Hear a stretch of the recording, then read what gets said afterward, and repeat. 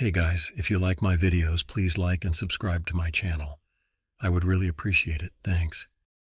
Also, don't forget to hit the bell icon so you never miss a chilling new story when it drops. Doris Gibson had driven that stretch of Bray Road hundreds of times. It was a shortcut home from the bar where she worked in Elkhorn, a narrow ribbon of cracked asphalt between cornfields and silent woods. On Halloween night, 1989, fog hung over the fields like smoke, and her headlights tunneled through it in two thin beams. The radio murmured soft rock. The world felt empty. Then the car hit something, a solid, heavy thud under the front tire. Doris's stomach dropped. She thought she'd struck a dog, maybe a raccoon. She slowed, looking into the mirror, ready to pull over. That's when she saw it rise. At first it looked like a man crouched on the shoulder. Then the shape straightened, taller than any man, wrapped in hair that caught the light. Its eyes glowed amber. Doris's hands froze on the steering wheel. The thing stepped toward her, moving with a strange, deliberate gait, half man, half animal. Its chest rose and fell as if it were breathing hard. It took another step. Doris slammed the accelerator. The tires squealed, the engine howled, and gravel spat behind her. In the rearview mirror, the figure lunged forward and began to run. It ran upright. Long arms pumped at its sides. For a heartbeat, its eyes flashed gold in her taillights. And then it was gone into the fog. She didn't stop until she reached her driveway. The car door slammed, the porch light came on, and she stood there shaking. Later she told police, it wasn't a person, it wasn't a bear, it was something else. That's where the legend begins. Bray Road is the kind of place locals describe with a shrug in daylight and a void after dark. A mile outside town, it bends between low hills and patches of woods.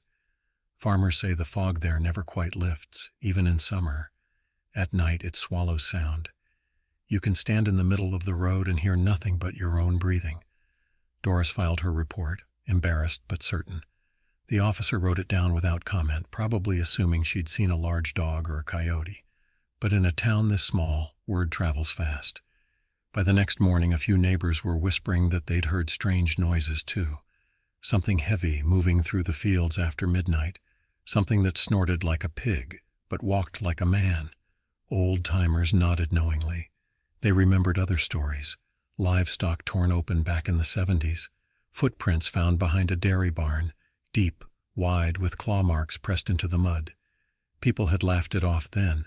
Now the laughter sounded thinner. Doris stayed quiet for a week, hoping the story would fade. But it didn't. Each night when she drove home, she kept her high beams on. The radio stayed off. The road felt wrong. Once, near the same bend where she'd hit the thing, she saw movement in the ditch, just a shadow slipping between the stalks, and her pulse spiked all over again. Friends told her she'd imagined it. She didn't argue, but she started taking the long way home. And then other people began to talk.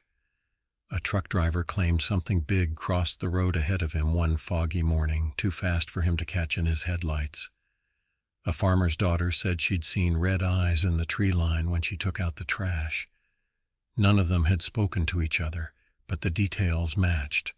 The height, the fur, the glowing eyes that seemed almost intelligent.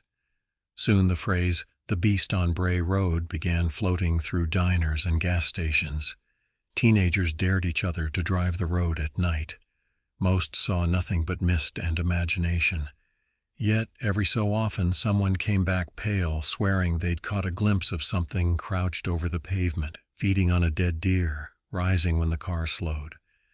Doris tried to ignore the rumors. She wanted her normal life back. But deep down, she knew she'd started something she couldn't stop. She hadn't gone looking for a legend. It had stepped into her headlights. By late November, a few residents had begun carrying rifles in their trucks again, the way their parents once did for coyotes. Others said the whole thing was hysteria, a trick of light and fear. Still, nobody could explain the animals found half-eaten on fence lines or the claw marks scored into barn doors after fresh rain. The nights grew longer, snow fell. Bray Road turned slick and silent, its edges buried in drifts. Yet people still saw shapes moving out there, shapes that didn't move like deer. When the wind blew just right, some swore they heard a low growl rolling across the fields. For Doris, the memory never softened. Sometimes, driving other roads, she'd catch a glimpse of movement at the corner of her eye and feel her heart hammer. She told herself it was a trick of fog, headlights, exhaustion. But she also kept her windows rolled up, no matter how hot the car grew. Decades later, she would still describe that night in the same words: calm, certain, unshakable. "It looked right at me," she'd say. "It knew I saw it." In time, others would step forward, farmers, hunters, couples driving home from late shifts, each convinced they'd encountered the same creature. Journalists would come, investigators, skeptics, and a quiet farming town would find itself the center of one of America's strangest mysteries. But that all came later. The stories had already been circulating for generations, half-whispered tales passed between farmers over coffee, or told by old men in the corners of taverns when the snow fell too thick for anyone to go home. They called it the thing in the fields back then, because nobody had given it a name yet. But the details were always the same. It was tall, it walked upright, and it didn't belong in any story a sane man could tell. The earliest account that's ever been traced comes from the late 1930s during the Great Depression. A farmer named Emmett Blank lived just south of Elkhorn, on land that bordered what's now the southern stretch of Bray Road. One cold November morning, he found one of his horses dead in the pasture. The snow around it was churned up as if a struggle had taken place. The animal's throat had been ripped open. He thought at first it might have been a pack of stray dogs, but the tracks told a different story. Prints far too large, and spaced as though whatever made them had been walking on two legs. Blank told his neighbors, but they only nodded politely and said it must have been coyotes. A week later, his neighbors' cattle were attacked. The same prints appeared in the mud. By spring, the attack stopped. Nobody ever found out why. In the 1940s, Elkhorn was still small, a few thousand people surrounded by farms and a forest. Stories of strange creatures didn't make the newspapers, they just made the rounds. One of the town's older residents, a woman named Mildred Larson, later told her grandson that she'd seen something watching her from the edge of the woods when she was a girl, around 1948. She said it had yellow eyes like lanterns, and she could hear it breathing. She'd been hanging laundry at dusk and ran inside, dropping the pins. Her father went out with a shotgun and found nothing but trampled grass and a smell she couldn't describe, like a wet dog that had rolled in blood. Through the 1950s and 60s, those stories never really stopped. Hunters found deer carcasses left uneaten, their legs broken in unnatural angles. Kids talked about the Dogman when they walked home after football practice. Once in a while, a farmer would wake to find chickens gone, or a hog carcass half buried near the fence line, like something meant to come back for it later. Nobody thought to connect it all. Every generation just assumed it was theirs alone to deal with, that maybe the woods held something wild, something that came and went. By the mid-1970s, though, the sightings started to sound eerily familiar. In the fall of 1972, a man named Henry McIntyre was driving his tractor near the western edge of his property when he noticed something large crouched near the tree line. He thought it was a bear at first, rooting through fallen corn. Then it stood up. He later told his brother it was at least 6.5 feet tall, with grayish-brown fur and a snout like a wolf. He sat frozen on the tractor, engine idling, until the thing turned and ran into the trees. It moved like a man, he said, but faster than any man I've ever seen. When McIntyre told the sheriff, the officer took notes but didn't file an official report. Bears, he said, sometimes stand up before running, but Henry swore that wasn't what he saw. A bear doesn't look you in the eyes, he insisted. A bear doesn't look like it's thinking. 2 years later, a group of local teenagers were driving down the same back road when something charged their car from the ditch. The driver, a boy named Rick Collins, later told friends that it hit the side panel so hard he thought it would tip the car. He floored it and didn't stop until they were back in town. When they checked the dent the next morning, the metal was streaked with deep, muddy handprints. The spacing of the fingers looked human, but each print ended in long scratches. By that point, the stories had become part of the town's folklore. The adults would smile and shake their heads when kids mentioned the beast, but they kept their livestock penned tight all the same. A few hunters began carrying larger rifles. Some families stopped letting their dogs roam free. The thing about Elkhorn was that nobody wanted to be the next one to see it. Old records from the Walworth County Sheriff's Department show a handful of complaints filed under animal disturbance from the 1950s through the 70s.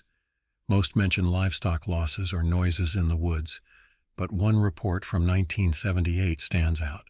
A call from a woman named Eleanor Dunn, who claimed that a man-shaped animal had run across her backyard just after sunset. She described it as covered in dark fur, bent forward slightly, and running faster than anything she'd ever seen.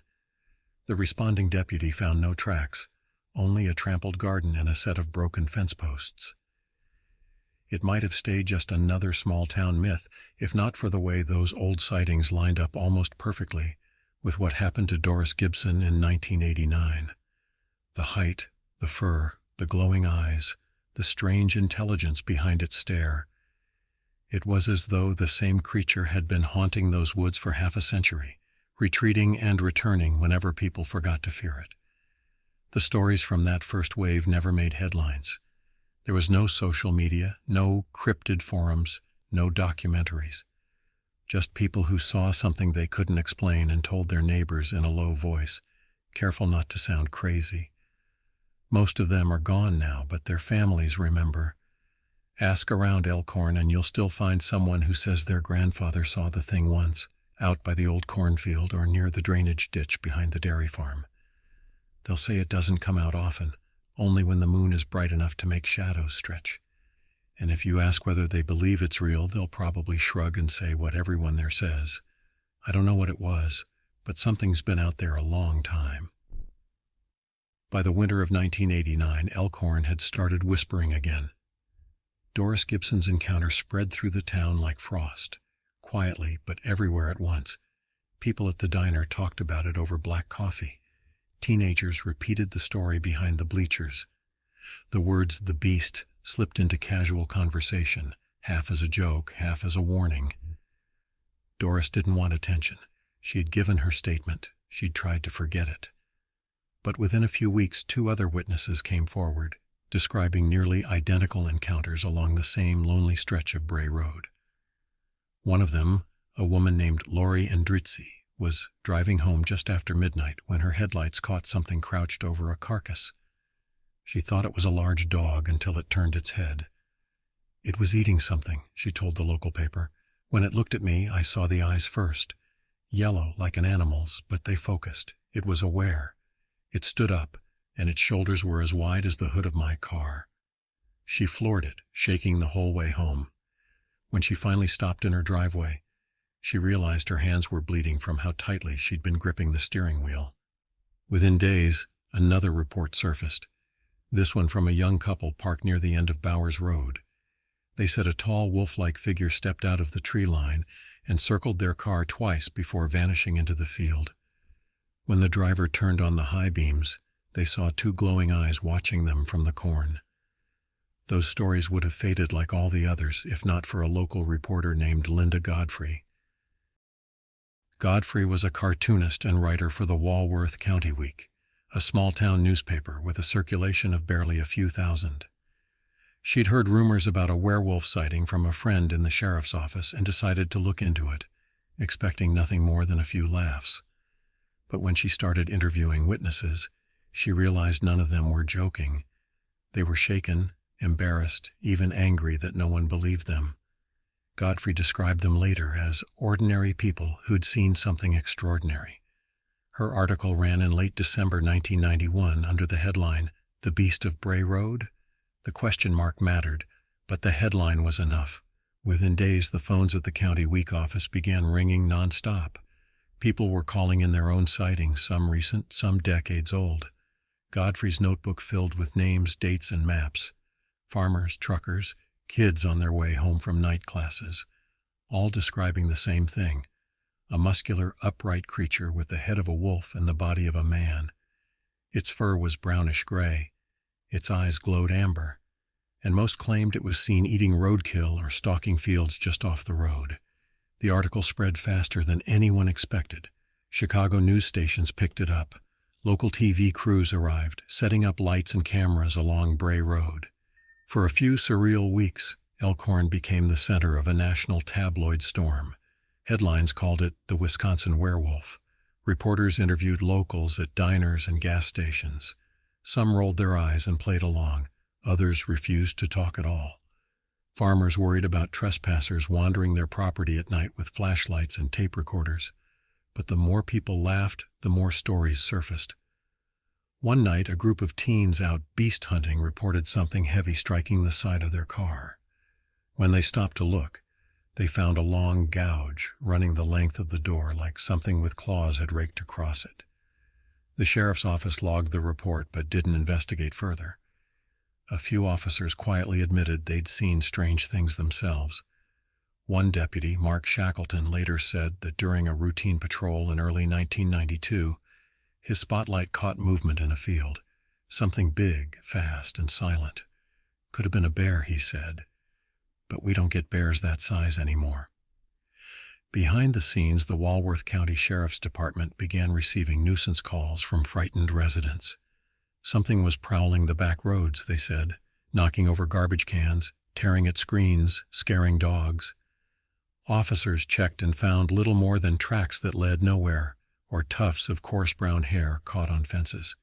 In late January 1992, one of those samples was sent for testing. The results came back inconclusive, canine in structure, but larger than any known breed. To outsiders, it sounded like small-town hysteria. To the people who lived there, it felt different. A local pastor even mentioned it during a sermon, calling it a manifestation of fear. He urged people to stay calm, to trust reason. But reason didn't explain the animals found half-eaten near the woods, or the screeching noise some residents said they heard echoing through the fields just before dawn. For Elkhorn, it became a winter like no other. Cameras lined Bray Road. Teenagers camped out on the shoulders with binoculars. Even the mayor gave a statement, half reassurance, half shrug, saying the town had no confirmed monsters, but asking residents to keep off private property while looking for them.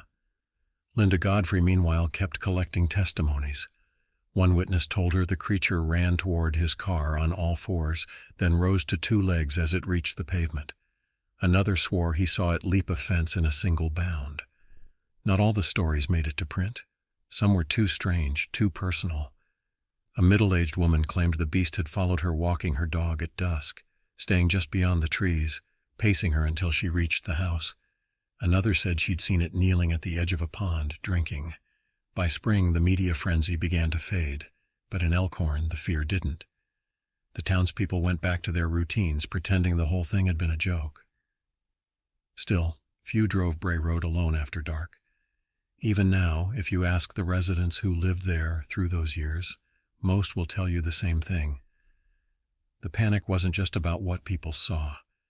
It was about the way the night changed afterward. For months the fields felt alive. The fog seemed thicker, the silence deeper. Every shape in the headlights carried the suggestion of fur. And as Linda Godfrey would later write, it wasn't the idea that frightened people most. It was the possibility that it might be real. As the snow melted in early 1992, the frenzy surrounding Bray Road turned into something else, an investigation. The locals had told their stories, the newspapers had printed them, and the TV crews had long since packed up. But for a handful of people, curiosity became obsession. The first to take it seriously were the cryptozoologists, those who study creatures that shouldn't exist. They'd heard of Bigfoot, dogmen, and skinwalkers before, but never a case like this, with such tightly clustered sightings from credible witnesses.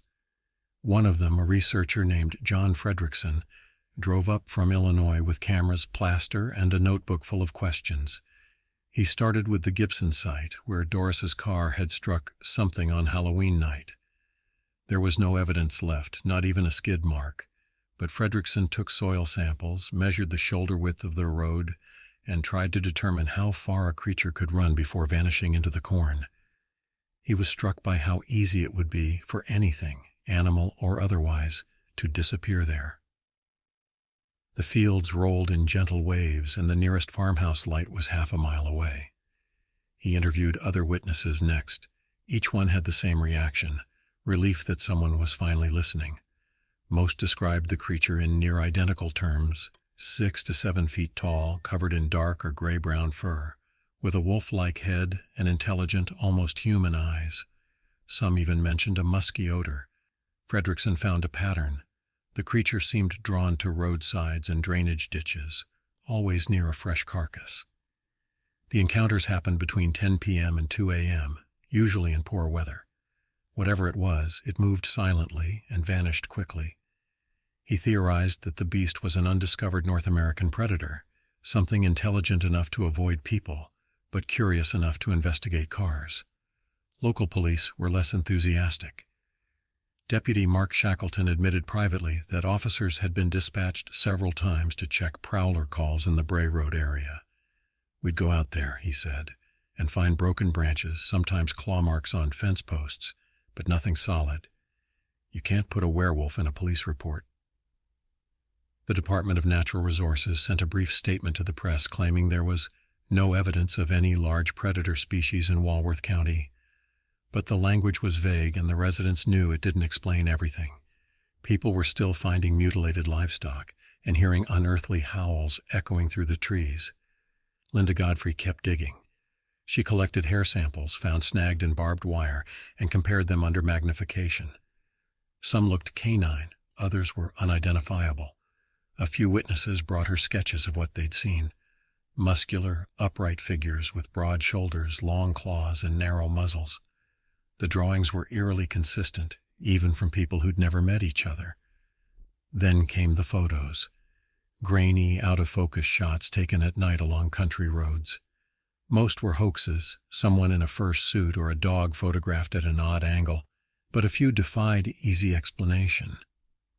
One image, taken by a farmer named Jeff Kruger, showed what looked like a large bipedal figure crossing a field just after dusk. The proportions were wrong for a man, the stride too long, the shape almost hunched forward. It vanished behind a tree line and never reappeared. Researchers camped along Bray Road that summer, setting up trail cameras and audio recorders. They caught plenty of deer, raccoons, and stray dogs. But once, around 3 a.m., a low growl was captured on tape. It started as a guttural rumble and built into something closer to speech, a rasping exhale that made even the skeptics go pale. Some locals tried to take matters into their own hands. A small group of hunters spent several weekends patrolling the fields at night, rifles ready. They found nothing. But one of them, Tom Brandon, claimed that while sitting in his truck near an old culvert, he saw eyes reflecting in the dark, 2 amber points, roughly 6 feet above the ground. "They weren't headlights. They weren't a reflection from my dash," he said. "They blinked." When he stepped out with his flashlight, the eyes vanished. What he heard next stayed with him, the sound of heavy 2-legged footsteps moving away through the grass, fast but steady, as though whatever it was didn't care if he heard it. Meanwhile, skeptics tried to rationalize the entire phenomenon. Wildlife biologists suggested misidentifications, large dogs, wolves, coyotes with mange. Psychologists called it mass suggestion, one story sparking another, fear feeding fear.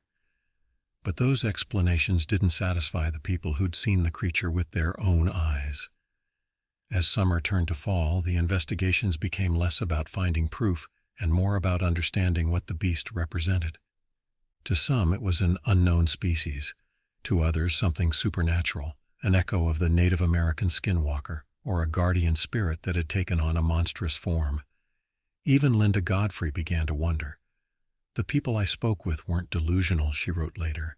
"They saw something tangible, something that left physical traces, but the pattern didn't fit any known animal. It acted more like a sentient being." In one of her final interviews that year, she met with an older farmer who refused to let his name be printed. He told her he'd seen the creature standing in his field at twilight, watching his cattle. It didn't move, it just stared. He said the strangest part wasn't the way it looked, but the way he felt while looking at it, like he'd stumbled into someone else's world. "It wasn't scared of me," he said quietly. "It was curious, like it was trying to decide what I was." By the end of 1992, the official investigations had ended.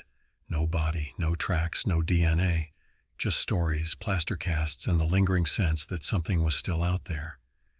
The excitement faded, but the mystery didn't. Even now, the field researchers who visit Bray Road say the place has a silence to it, a heavy, expectant quiet that feels different from other rural back roads. When the wind dies and the night deepens, the corn rustles like something breathing. And once in a while, someone will swear they see a shape move between the rows. Even after reporters left and the experts stopped measuring ditches, the heart of the mystery remained with the people who had looked into those glowing eyes and lived to tell the story. 3 encounters stood out, each from someone who had nothing to gain and everything to lose by speaking. Together they form the core of what locals call the Bray Road Files. The first file belongs to Lori Andrizzi, the young woman who had glimpsed the creature crouched over a carcass. A few months after her interview with Linda Godfrey, Lori agreed to revisit the site. The ditch was shallow now, thawed from the spring melt, but she still felt her chest tighten as she stepped onto the shoulder. She pointed to a patch of dirt. Right there. It was bent over, eating like a person who didn't care you were watching. She admitted she'd had nightmares for weeks afterward, dreams where she was frozen behind the wheel while something clawed at the door, its breath fogging the glass. When asked what she thought it was, she hesitated. If I say it was a werewolf, people laugh, but it wasn't a dog, and it wasn't a man. She paused, glancing toward the woods. It looked hungry but smart, like it knew I wouldn't stop. The second account came from a farmhand named Scott Henson, who worked nights hauling feed between barns south of Elkhorn. One evening in early 1992, he parked his truck beside an open field to fix a broken latch on the trailer gate. The moon was thin, and the air cold enough to sting. He kept hearing something shuffle behind him, a steady crunch of frost-crusted grass. He turned once, twice, seeing only the long rows of corn stubble. Then he caught the movement, a dark figure, low and fast, closing the distance. At first he thought it was a stray dog. He shouted and waved his flashlight. The beam hit fur, then a face, elongated, with a muzzle and eyes that reflected pale yellow. The creature stopped less than 20 feet away, crouched, and bared teeth that gleamed wetly in the light. It huffed, he said, like a bull about to charge. Scott scrambled into the truck, slammed the door, and hit the headlights. The creature rose to its full height, at least 7 feet, and turned away, stepping into the field with a smooth, human-like stride. When he reported it to his boss the next morning, the man laughed and said he'd been drinking, but Scott didn't drink. He quit that job a week later and moved to Janesville. Years later, he told a researcher, "You can't convince me it was an animal. It looked at me like it wanted to know what I was." The third file is stranger still. In August 1992, a retired teacher named Mary Wetterman lived alone in a small farmhouse near Potter Lake. She kept a diary, neat and exact, the kind you'd expect from a school teacher. After her death in 1998, her nephew found a handful of entries clipped together under the label Unexplained. The pages describe a series of nights that summer when she heard something heavy walking the perimeter fence. One entry reads, August 14th. Dogs wouldn't stop barking. Went out with the lantern. Heard breathing, low and close. Light caught something at the far end of the yard. Stood upright like a man, gray-brown fur. Watched me for several seconds, then slipped away behind the silo. No tracks in the morning. A second entry, a week later, says simply, whatever it is, it's back. Didn't come near the porch this time, just watched. No one saw the creature after that, but when Linda Godfrey visited the nephew in the late 1990s, she confirmed the handwriting was genuine. Those pages became part of her private research archive. Across all these accounts runs the same pattern. The beast never attacks. It approaches, observes, retreats. Witnesses describe its movements as calculated, almost cautious, like it's measuring the boundaries of its world and ours. But that restraint makes it more unsettling. Predators act on instinct. Whatever stalks Bray Road seems to act on thought. Skeptics argue that fear can make memory unreliable, that headlights distort distance, that adrenaline fills in blanks. Yet even seasoned hunters and police officers who read the transcripts admit that the consistency is hard to ignore. The height, the fur color, the posture, none of it varies much from witness to witness. A folklorist from Madison College once interviewed the locals and concluded that the beast had become a shared totem of dread, a shape the community used to explain unease in changing rural life. But even he admitted that something physical had sparked it. "Legends don't leave claw marks," he wrote. By the end of 1992, Linda Godfrey had gathered more than a dozen such statements. Most of the witnesses wanted anonymity. A few moved away, and though none could prove what they saw, every one of them swore the same thing: that the creature was real, that it breathed, that it stared back. Today, those transcripts are stored in a single binder labeled Bray Road Eyewitness Reports. Godfrey's notes in the margin read, "Patterns of curiosity, not aggression." Maybe that's why the beast has endured in the public imagination. It's not the predator hiding in the dark. It's the watcher just beyond the light, waiting for you to notice.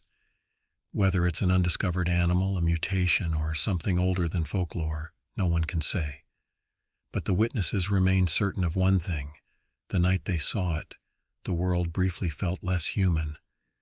By the mid-1990s, the Beast of Bray Road had become more than a local curiosity. It was a question that refused to fade, an unfinished sentence in Wisconsin's folklore. The national spotlight had dimmed, the reporters had gone home, but the mystery had only deepened. For the people who lived around Elkhorn, the creature was no longer a rumor. It had become part of the landscape itself, like the fog or the cornfields or the low hum of crickets after dusk. With time came theories, plenty of them. Some wanted science, others wanted myth.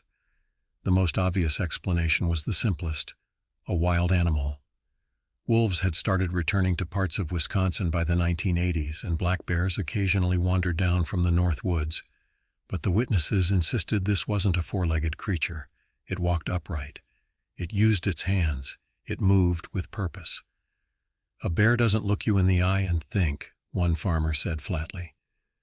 Cryptozoologists proposed the idea of an undiscovered species, something between ape and canine, perhaps a relict predator that had survived in secret pockets of wilderness. They pointed out that Wisconsin's southern counties are riddled with marshes, caves, and glacial valleys that could hide nearly anything. "If there's one thing North America has plenty of," wrote researcher Linda Godfrey later, "it's room for secrets." Others leaned toward the supernatural. Local Native American stories spoke of shapeshifters, beings that could wear the skin of animals, moving between worlds to punish the disrespectful or guard sacred places. Among the Ho-Chunk, there were tales of Wisakachek, a spirit trickster who could appear as a wolf or a man depending on his intent. Some residents began to wonder if Bray Road was more than a hunting ground. Maybe it was a border, a place where old stories bled into modern life. The word skinwalker entered the conversation, carried from the desert legends of the American Southwest. Paranormal radio shows ran interviews with self-proclaimed shamans and demonologists, each with their own interpretation. Some said it was a curse bound to the land. Others said it was a tulpa, a thought form made real by collective belief. Still others claimed it was extraterrestrial, an experimental hybrid escaped from a government lab, a relic of genetic tampering. Skeptics countered that the creature was nothing more than the power of suggestion amplified by media. "You print werewolf in a small town," one Chicago reporter said, "and everyone starts seeing shadows." But there was still the problem of new sightings, accounts continuing well after the news cameras left. One of the most credible came in 2004 from a school custodian named Steve Kruger, who worked nights near Holy Hill, about 40 miles north of Elkhorn. He was driving his roadkill removal truck along a county highway when he stopped to load a deer carcass into the back. As he drove off, he felt the truck bed shift. Something was moving behind him. He glanced in the side mirror and froze. A large, fur-covered figure was standing in the open bed, crouched over the deer. Its face was long, its eyes reflecting orange in the taillights. Kruger accelerated and felt the weight disappear. When he stopped later, the deer was gone. Investigators found deep claw marks etched into the metal edge of the truck bed. The story made regional news, and many noted the similarities to the Bray Road sightings. Then came the Crosse County incident in 2006 when two men reported a wolf-like creature chasing their car near the Mississippi River. The witnesses were experienced hunters. Both described it moving on two legs, keeping pace at 40 miles per hour before veering into the trees. Tracks found later measured nearly a foot long. For cryptid researchers, the pattern was unmistakable. The phenomenon wasn't confined to Bray Road anymore. It had spread across southern Wisconsin into Michigan, Illinois, and even Iowa. Some began using a broader term, the Midwest Dogman. Yet Elkhorn remained the symbolic heart of it all, the birthplace of the legend. Despite the ongoing sightings, the mood in Elkhorn shifted from fear to fascination. Shops began selling Beast of Bray Road t-shirts. The local brewery created a limited ale named after it. Tourists came to drive the foggy road at night, hoping to glimpse glowing eyes between the rows of corn. And every so often, someone claimed they did.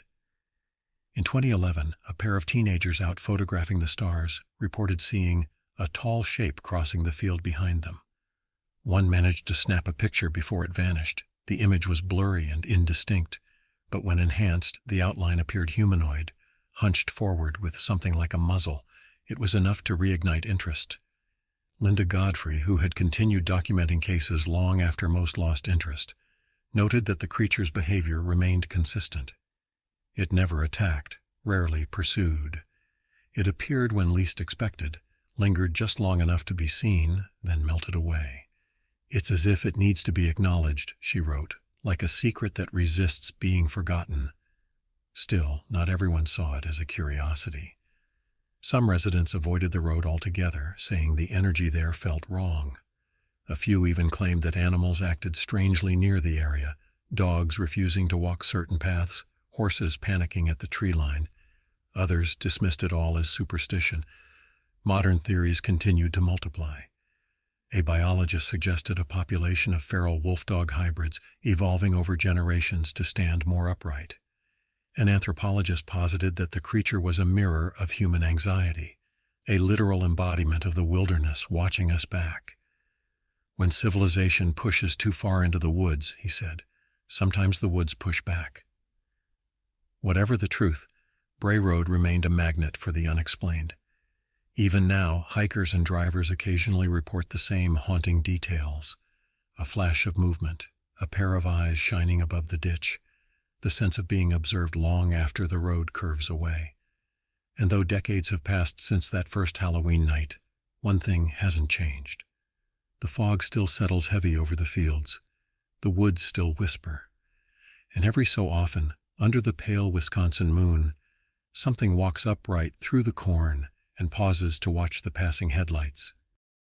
Decades have passed since Doris Gibson's trembling voice first told police what she saw on that lonely stretch of road.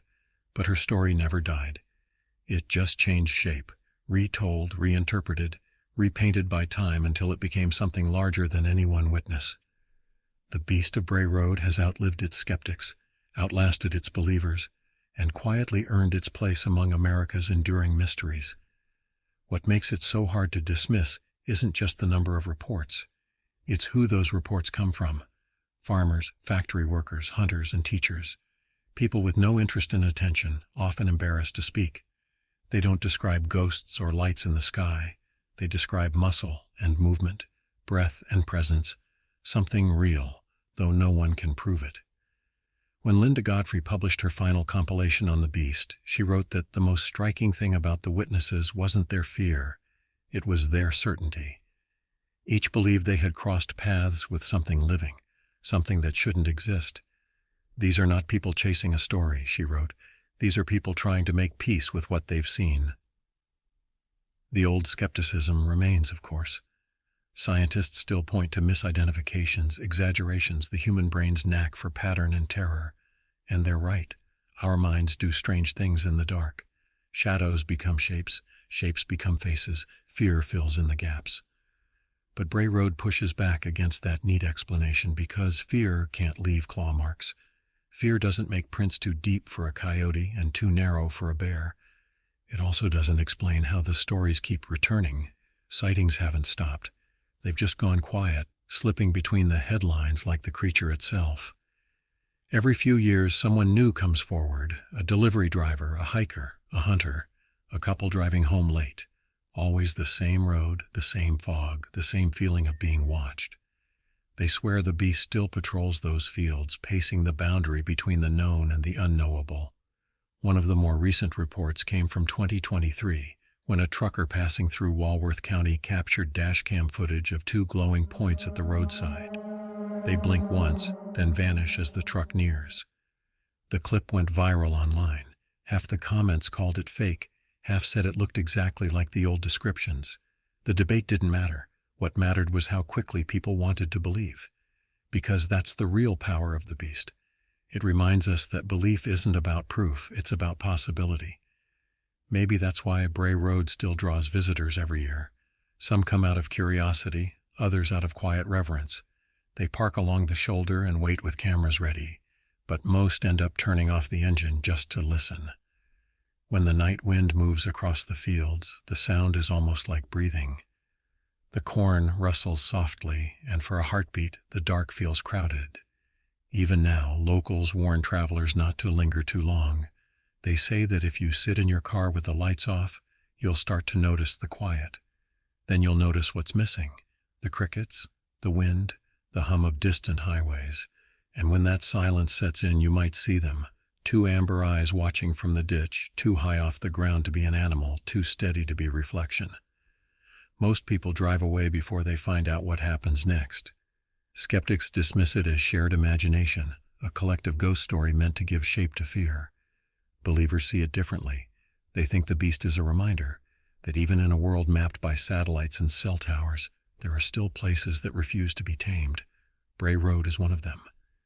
It's just a 2-mile strip of cracked pavement between farms, yet for nearly a century it has carried whispers of something walking beside it. Something ancient, something aware. Whether it's flesh and blood, spirit, or symbol, it doesn't seem to matter anymore. The legend endures because it's bigger than the creature itself. When you look into the night long enough, the night starts to look back. That's what Doris Gibson learned on Halloween of 1989, and what every witness since has tried to explain. There's a moment, just before the headlights catch the fog, when the distance between what's real and what's possible becomes very small. The Beast of Bray Road lives in that moment, and maybe it always will. I'm Dr. Midnight. Thank you for watching, and I'll see you next time.